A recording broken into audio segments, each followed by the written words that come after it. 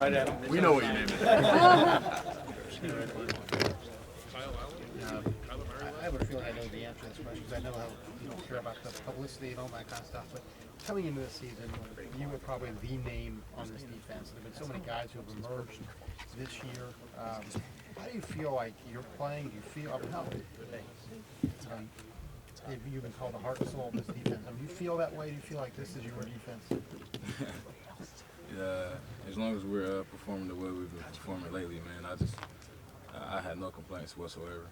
You know, last year I was getting 16, 17 tackles a game because, I mean, we were just giving up runs down the middle of the defense. It's not happening this year, and teams aren't trying it this year. So, you know, as long as we're at the top of the Big Ten and the top of the nation and run defense, not giving up any rushing touchdowns, just playing great defense overall, and winning the field position battle on special teams, and then letting the offense do their thing, I have no complaints. Well, how do you feel you've grown in the last year? You know, as a player, when you play more games and you get more experience in the games, man, you get more calmer when things happen. My freshman year, when our offense got a turnover, you know, I used to go out there and stressing like, oh man, we're about to give up a touchdown. You know, but this year, man, every time I go out there, I feel like it's another opportunity for us to show why we're the best defense in the nation. Raekwon, excuse me. Were you done? No, hold on. Why we're the best defense in the nation, and how we can go out there and stop it. Hey, what is it like to stand out there, 107,000 people, and you're going like this, and they respond? What is that from a noise standpoint? What is that feeling like? You know, it's great to see the 107,000 fans or 110,000 fans, how many there is in the stadium, get loud and get riled up when I wave up like that, because you know it just shows the passionate fans and the support that we have for our players. Yeah, and but can you feel it? I mean, does it? You know, do you get goosebumps sometimes? I mean, when they respond like that, what is it like to be in the middle of all that? You know, it's just like being in the middle of an arena, man. You're out there battling, and hearing the crowd roar is to give you a little bit more energy and give you that much more enthusiasm to go out there and do what you do. Will you do that on Saturday night? Will you do the same thing this Saturday night? Hopefully they're not making that much noise, so we'll see. Have you heard about jump around? Yeah, it's kind of one of the traditional things that you hear about when you get recruited. Kind of like the Clemson thing when they're running in the stadium and the rock.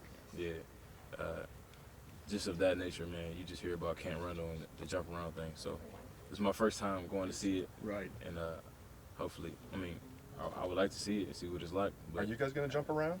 In the past, Ohio State teams, like going into the fourth quarter, have jumped around on the sidelines themselves. Are you guys planning on doing that? If they're winning, they do. If they're winning, they do. Or tied. So okay. Tied or winning, yeah. They don't do it if they're losing? Doesn't seem like it. Also, hopefully they're not doing it. So, but if they are, it'll just be a nice environment to play in. Do traditions like that, do that appeal to recruits in recruiting?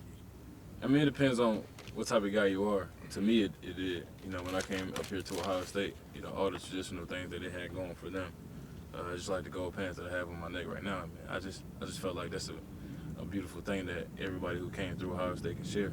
You know, somebody who's 70-something years old can come back and meet me who's 20 and share the same experience about playing the team up north and share that we both share the win. Hey, Raekwon, you said it's important to you to have a top-rated rush defense. Technically, Wisconsin has that right now in the Big Ten, and they're fifth nationally in that category. Does that matter to you on Saturday? Do you feel like you have to outperform them? Outperform them? No, but you know. You know, we're just going to stick to what we do. You know, I really don't get into whatever the other team has going on their defensive side of the ball. We always worry about their offense.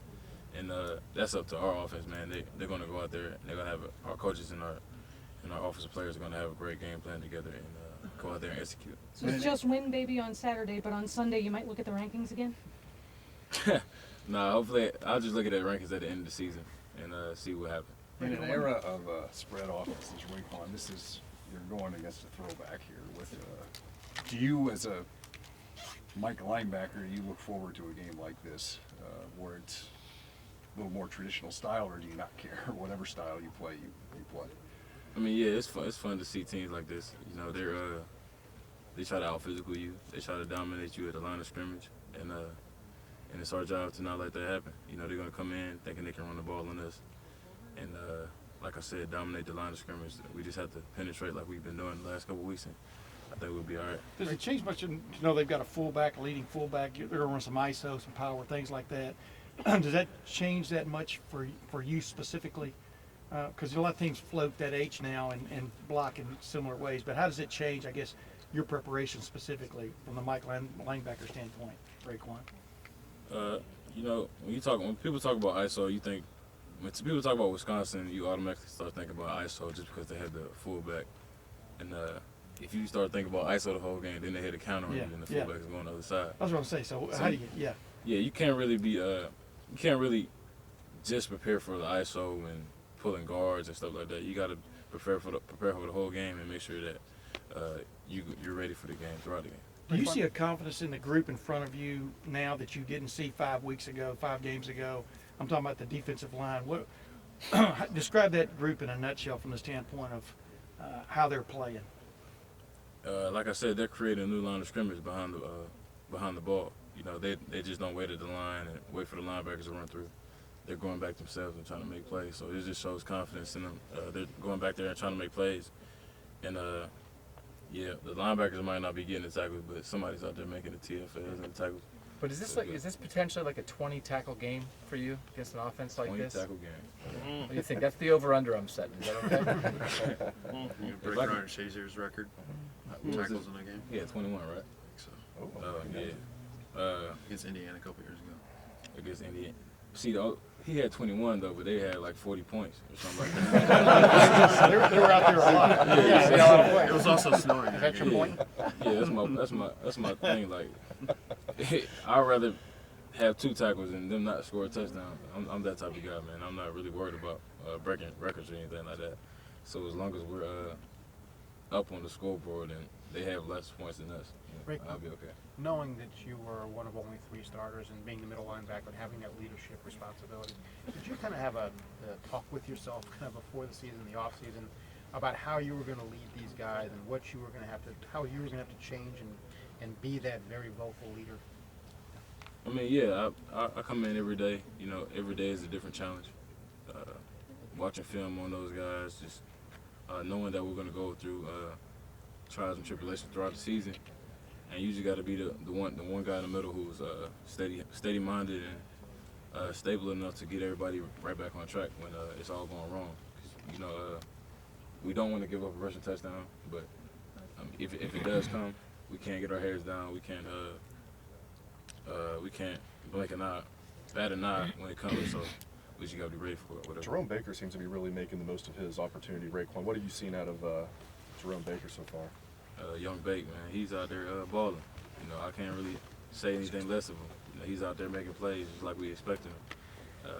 Like I've been saying about all my teammates for the last couple of years, guys that see it on Saturday, people who watch TV see it on Saturdays and then are surprised by it. But us, we see it in practice almost every day, so it's not surprising to us. Is he playing with good discipline? I mean, what all has he got going for him right now?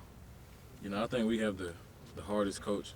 The coach, we have the coach that coaches us the hardest in the nation. Mm-hmm. So he's very precise on what he wants, and it's a lot of things that all three of us, me, Chris Worley, and Jerome Baker, don't do on the field that he wants, because he wants all of us to be All-Americans and be like those guys back there on the national award winners list. Mm-hmm. James Laurinaitis, A.J. Hawkins, some of those guys out there. So he has high expectations, and we want to live up to those expectations. Two more questions. How long would a 59-0 loss stick with you if you were? I mean, if that ever happened to you, Raekwon? Man, I mean, do you expect this to be an impetus for those guys? I mean, the guys who are remaining from that team 2 years ago. 59-0. Yeah. Man, that was sticking me for a while. If I got another chance to play him, if I didn't have another chance to play him, then I had to let it go. But Yeah. but the 59-0 loss, we went out there, we jumped on them early. Yeah. Had a momentum swing in the game, so that was more what happened in that game. So hopefully we can do the same thing this game. Raekwon, you think the linebackers get coached the hardest of any position group here at Ohio State? To me, honestly, yes, because you know, we're the quarterback of the defense. Like you said, we get coached like the quarterbacks on offense, and when something goes wrong out there, you know, I feel like it's my fault, and I mean, my coach is the same way. We're trying to figure out why is it happening, and when teams get a play on us or do something to us that's make it look like we have a weakness in our defense, we try to find out why is it happening, how can we fix it, and what we're going to do next time to make adjustments. Great. Raekwon, thank you very much. Thanks, man. Thank you.